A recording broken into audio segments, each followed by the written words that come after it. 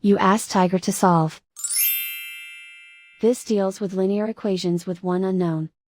The final result is b equals 9. Let's solve it step by step. Simplify the expression. Expand the parentheses. Simplify the arithmetic.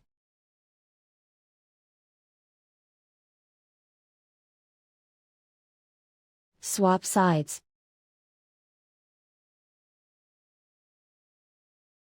Group all constants on the right side of the equation. Add 27 to both sides. Simplify the arithmetic.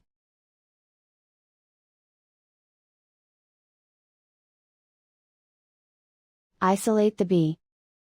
Divide both sides by 3. Simplify the fraction. Find the greatest common factor of the numerator and denominator. Factor out and cancel the greatest common factor.